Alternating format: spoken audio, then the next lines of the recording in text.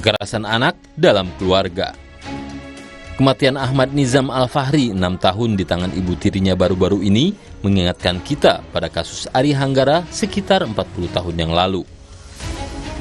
Kematian Ari Hanggara di tangan ayah kandung dan ibu tirinya pada 8 November 1984 menjadi catatan gelap perlindungan anak di Indonesia. Hukum telah ditegakkan. Ayah kandung dan ibu tiri Ari Hanggara dipindah dalam penjara, masing-masing 5 tahun dan 2 tahun. Namun, kasus kekerasan terhadap anak terus terjadi dan meningkat. Catatan Kementerian Pemberdayaan Perempuan dan Perlindungan Anak atau KP3A menunjukkan pengaduan kasus kekerasan terhadap anak selama tahun 2023 meningkat 3 kali lipat dibandingkan pada 2022. Pada 2023, terdapat 1044 kasus dengan 2.797 anak menjadi korban. Padahal, tahun 2022, sebanyak 957 anak menjadi korban. Catatan Komisi Perlindungan Anak Indonesia menunjukkan, pada 2023, terdapat 1.478 kasus kekerasan terhadap anak. Data Komisi Nasional Perlindungan Anak menunjukkan, pada 2023, terdapat 3.547 aduan kasus kekerasan terhadap anak. Sebagian besar pelaku adalah orang yang dikenal atau dekat dengan korban, baik itu saudara, teman, tetangga, maupun orang tua. Data KP3A juga menunjukkan, rumah tangga atau rumah menjadi tempat atau lokasi terbanyak terjadinya kekerasan terhadap anak.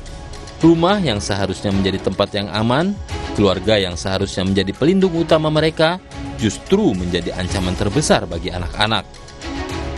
Banyak faktor yang memengaruhi terjadinya kekerasan tersebut, mulai dari lingkungan keluarga, sosial, hingga faktor psikologis pelaku.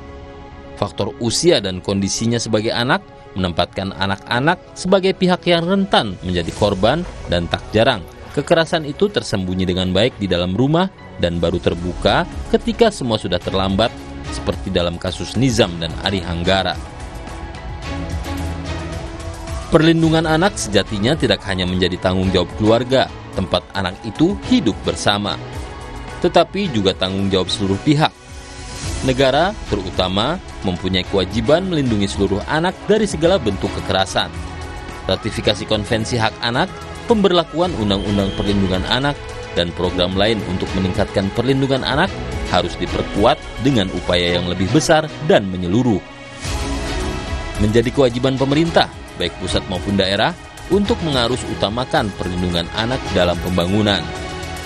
Membangun dan memperkuat ketahanan keluarga akan memampukan keluarga dalam menjalankan fungsi pengasuhan untuk memenuhi hak anak dan melindungi anak dari segala bentuk kekerasan.